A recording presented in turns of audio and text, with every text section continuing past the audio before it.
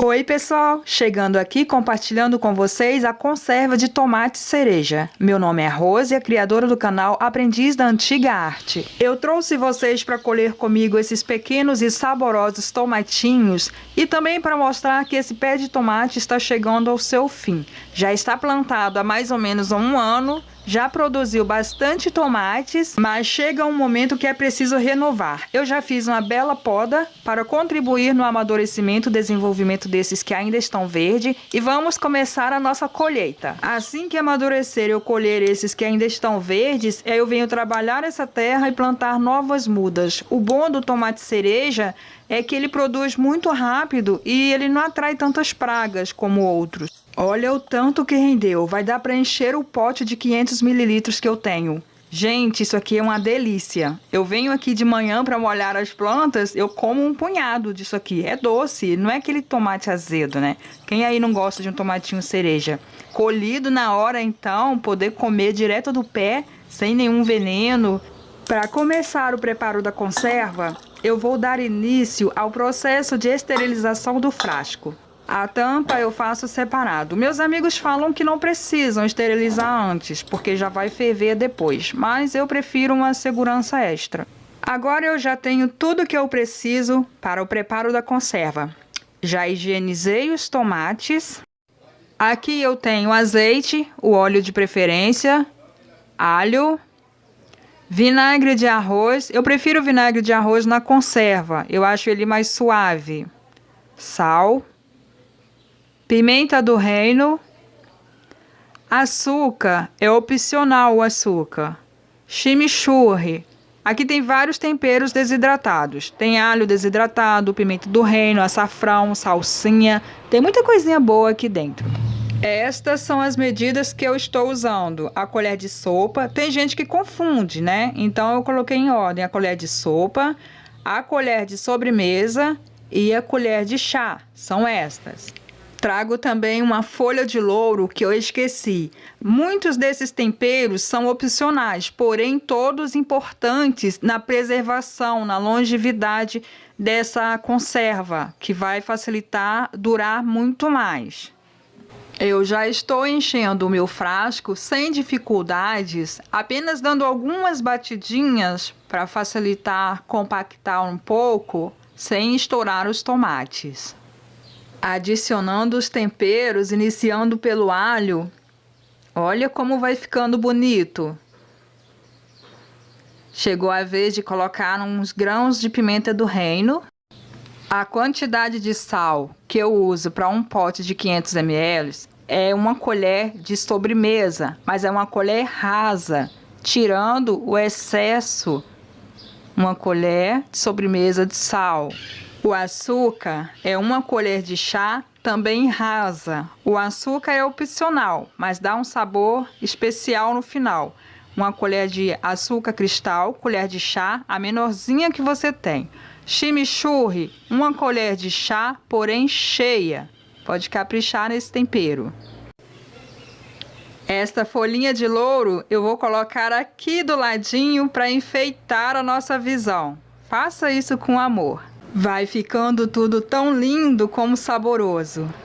Finalizando aqui com o restante dos ingredientes, vinagre, azeite e água, eu utilizo 2 colheres de sopa do vinagre.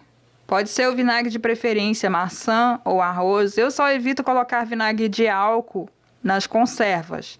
O vinagre de arroz ele é mais suave, fica menos ácido a conserva. Então são 2 colheres de sopa de vinagre, 3 colheres de sopa do azeite ou óleo da sua preferência. Pode colocar o quanto azeite quiser. Eu coloco 3 porque eu não quero desperdiçar, eu não vou reutilizar esse caldo. O óleo é para dar um sabor e também ajudar a preservar a conserva, o tempo de duração dessa conserva na despensa. A água filtrada, eu esqueci de mostrar no início, eu vou completar com a água até o ombro do pote. Tanto os tomates como a água não devem ultrapassar o ombro, porque se chegar até o topo, na hora que começar a ferver, pode ter algum atrito entre a tampa e o frasco de vidro, atrapalhando a vedação aí do pote. Se não vedar completamente, se ficar alguma falha na vedação, essa conserva pode não durar o tempo que eu espero que ela dure nas prateleiras, além de abrir portas para várias bactérias. Não queremos isso. Eu cuido para que não fique bolhas de ar no interior do frasco. Em seguida, com auxílio de um guardanapo molhado com vinagre, eu vou limpar a borda do frasco, removendo qualquer oleosidade que possa atrapalhar na vedação. A oleosidade prejudica muito a vedação e também essas fibras, esses resíduos de temperos que ficam aqui na borda. Precisa limpar totalmente para não dar nenhum atrito entre a tampa e o frasco de vidro. Tampa esterilizada. E é hora de fechar o nosso pote de conserva. Tá muito bonito, mas ainda não é o final. Eu vou trazer esse pote de conserva aqui no fogo para finalizar o processo de esterilizar a conserva e também vedar esse pote. Eu vou fazer na panela de pressão, mas também pode ser feito em banho-maria. Vou pegar aqui um guardanapo dobrado para colocar no fundo. Normalmente eu uso um pano de prato, mas como é apenas um pote, vou usar o guardanapo. São 2 folhas de papel toalha que eu estou usando no fundo da panela. A água vem até o ombro. Eu deixo assim, até esse pescocinho aqui do pote. Passado 20 minutos na pressão, após começar a ferver, eu contei 20 minutos e agora eu venho tirar a minha conserva já pronta. Eu vou aguardar esfriar, coberta com um pano escuro. Ela ainda está no processo de liberação de ar de dentro do frasco. Está sendo feito ainda o vácuo. Isso acontece nas primeiras horas. A tampa vai baixar, que ainda está com a tampinha estufada aqui.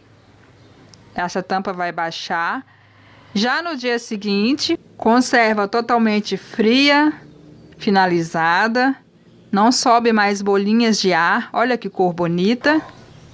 A tampa já afundou sozinha. Eu aproveitei para colocar a data. Quando essa tampa afunda é porque já foi feito o vácuo. Já saiu, já evaporou todo o ar.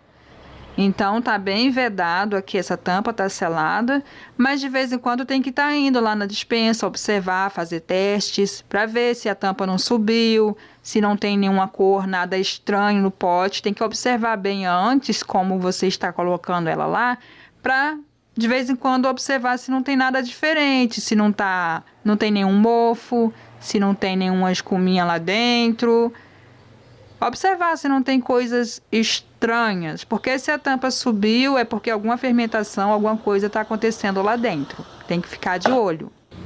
Bom, agora eu vou guardar essa bonita junto com as outras. Ela só vai ficar gostosa depois de uns 15 dias mais ou menos. Se você abrir hoje ou amanhã, só vai ser tomate cozido na água. Ela ainda precisa pegar o sabor.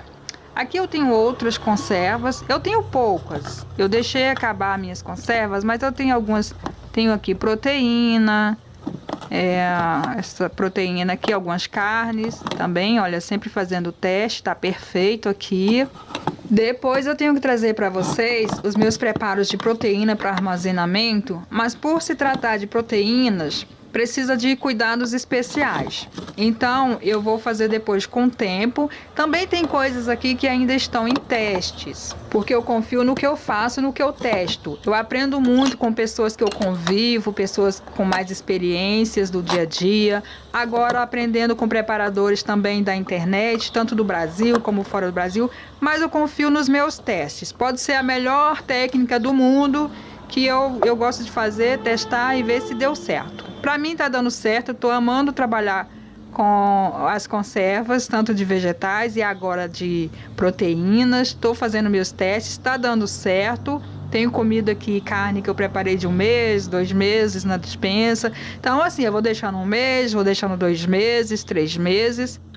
E vou testando, fazendo tudo com muito cuidado, é claro, porque pode ser a técnica mais confiável do mundo, a panela especial e tal. Porém, se não tiver os cuidados no armazenamento, todos os cuidados que você precisa ter, Então, não vai adiantar, vai estar tudo perdido do mesmo jeito. Bom, pessoal, esse foi o vídeo de hoje. Espero que tenham gostado, sim? Comentem aí o que acharam, que eu vou responder. Deixe seu like aí, beijos!